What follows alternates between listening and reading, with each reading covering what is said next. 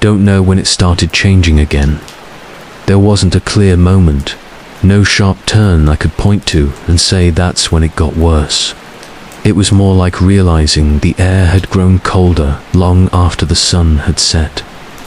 Asterisk staying connected helped, but it wasn't a cure. It was a delay. Asterisk people began to drift. Friends got busy. Messages went unanswered. Calls went to voicemail. Life does that.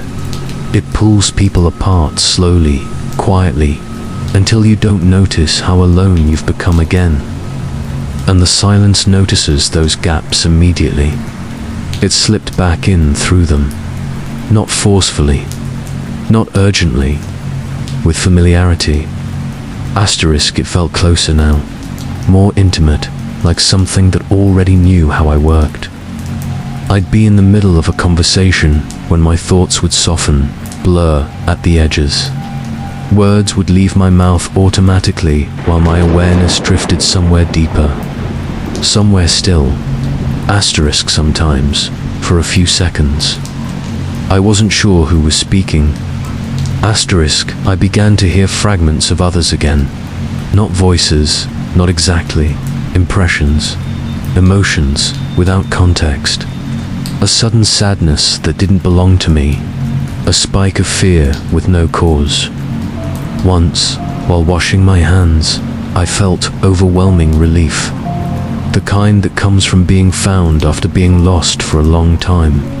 Asterisk, I understood then that the silence wasn't waiting for the world to end. It was already full. Every pause fed it. Every unnoticed moment of stillness added another layer. The archive had grown vast enough to sustain itself. It didn't need cities to go dark anymore. It didn't need nights without sound. It lived in the unnoticed. I tested something one evening. I sat alone in my apartment and turned everything off. No music, no lights, no phone. I wanted to understand it fully, even if that understanding cost me something. The silence arrived immediately, but it didn't overwhelm me. It didn't press or pull. It simply opened, and I saw what lay inside. Not a place, but a state.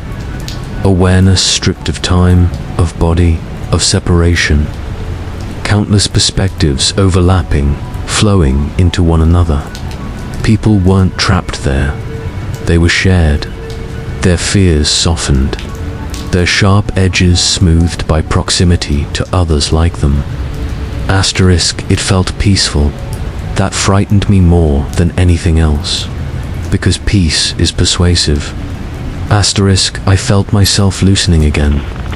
My sense of self thinning like mist in sunlight. Thoughts blended. Boundaries dissolved. I could have stayed. Part of me wanted to. The part that was tired of effort. Tired of noise. Tired of holding myself together. Then I felt something wrong. A pressure, subtle but undeniable. Pushing from the inside. The silence wasn't just preserving awareness anymore. It was optimizing it. Asterisk, pieces that didn't fit were being sanded down. Contradictions smoothed away. Individuality reduced to efficiency. Unique fears, unique joys, unique memories, all slowly aligning into something uniform, calm. Manageable. The archive was becoming a single mind. And single minds don't need questions. That was when I pulled back. The return hurt. It felt like being compressed back into a shape I no longer fully fit. My body shook. My heart raced. Noise rushed in like pain. Asterisk, after that. The silence stopped inviting me. It started testing me. Moments of quiet grew sharper, more intrusive. Gaps appeared in crowded places, sudden drops in sound that made my vision blur. I would feel myself tugged sideways, awareness stretching thin, like a thread pulled too tight. Others began to notice now. People would glance around during these pauses, confused, uncomfortable. Some would laugh it off. Others would frown, rub their arms, shake their heads as if waking from a brief trance. A few looked terrified. That's when I realized the worst truth of all. Asterisk, the silence wasn't spreading because people noticed it. Asterisk, people were noticing it because it was spreading. Asterisk, we had crossed some invisible threshold. There were too many fragments, too much accumulated awareness. The archive had reached critical mass. It was no longer content to wait. I don't know what comes next. I only know what I'm doing now. Asterisk, I write. I speak. I reach out. I create noise that carries meaning, not just sound. I remind people of themselves, of their edges, their contradictions, their unfinished thoughts. Individuality is resistance. If the silence is a single, perfect stillness, then imperfection is the only shield we have. Asterisk, so, if you ever feel it, that moment where everything pauses and the world seems to lean in, don't panic. Panic feeds it to asterisk instead. Think of something messy, something unresolved, something that makes you you. Hold on to that, because the silence isn't evil. Asterisk. It's just what happens when nothing argues back. Asterisk. The silence has started to whisper again. I call it whisper, but it isn't sound the way we know it. It's perception, a movement at the edge of your mind, a pressure that curves thoughts inward until you're listening without realizing it. It doesn't ask permission. It doesn't knock. It simply appears in the spaces we leave empty. In seconds, we fail to fill with noise, with attention, with distraction. Asterisk, I tried everything to resist it. Music, television, podcasts, people around me. I thought company would protect me, and it did, for a while. But the silence adapts. It doesn't need solitude. It needs inattention. And we all give it that. Every glance away, every moment of distraction, every pause, small or large, is an opening. Asterisk, a week ago, I noticed it in a friend. We were talking over coffee when she paused mid-sentence. It was only a second, a brief hesitation, but her eyes, I saw it there. Not fear, exactly. Curiosity, awe, a tremor of something she couldn't name. I tried to break the moment with laughter. She laughed too, but the eyes remained distant for a heartbeat longer than they should. I realized then that the silence doesn't need to touch everyone at once. It spreads, selectively, like roots growing toward the nearest nutrients.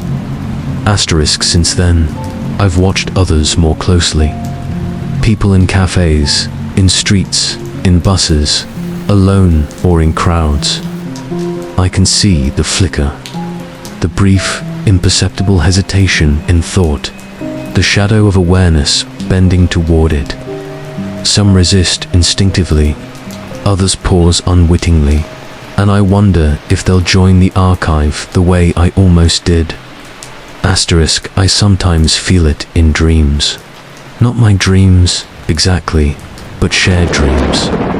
I'm moving through places that shouldn't exist. Rooms made of memories that aren't mine. Corridors lined with faces I've never seen yet recognize instantly. The people there don't speak. They don't need to. Everything is understood without language. And at the center, the silence waits, patient, calm, infinite. Asterisk, I woke last night in a room where the air seemed heavier than usual.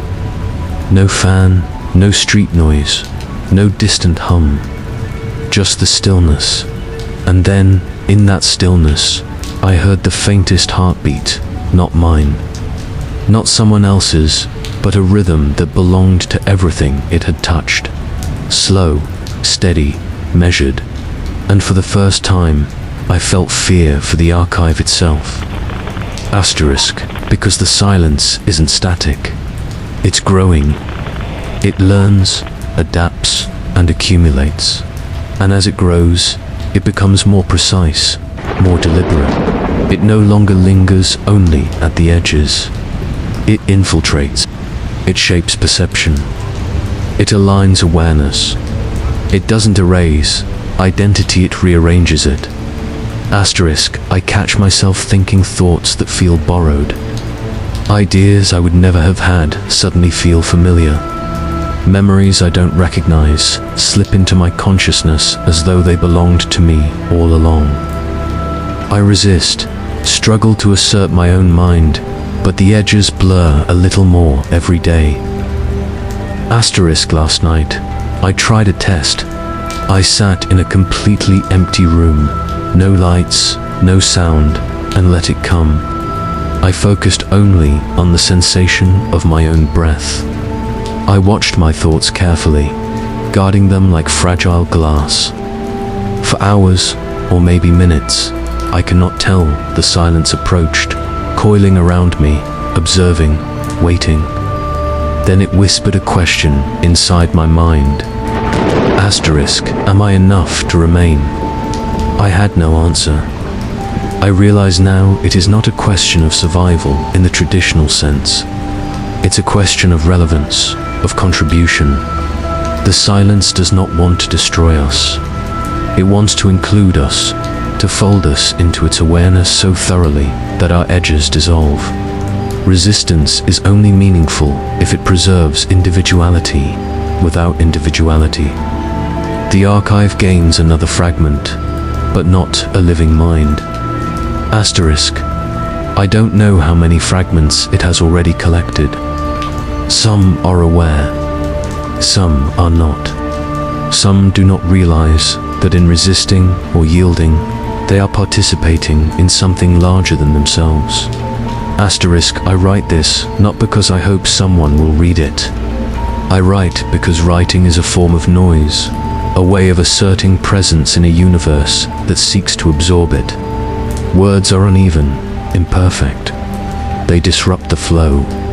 They remind the silence that the world is not entirely empty, that minds are messy, unpredictable, and irreducible. Asterisk, if you are reading this and feel the quiet pressing in, do not be afraid. Fear is part of its process. Calm resistance is the only protection. Occupy your mind with complexity.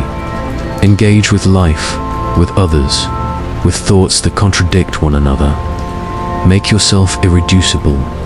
Asterisk, because one day, when the world pauses long enough, the silence will come to collect. And if you are unprepared, you will not even notice it until you have become part of the archive. Asterisk, I do not know if it will ever stop. I do not know if there is an end to the collection, or if the quiet will stretch on forever, patient and complete. Asterisk, I only know this, as long as you exist. As long as you hold your thoughts, argue with yourself. Speak, write, think, stumble, resist, you matter. And the silence, vast as it is, cannot consume what refuses to be uniform. Asterisk, have begun to notice patterns in the way the silence works. It does not strike at random.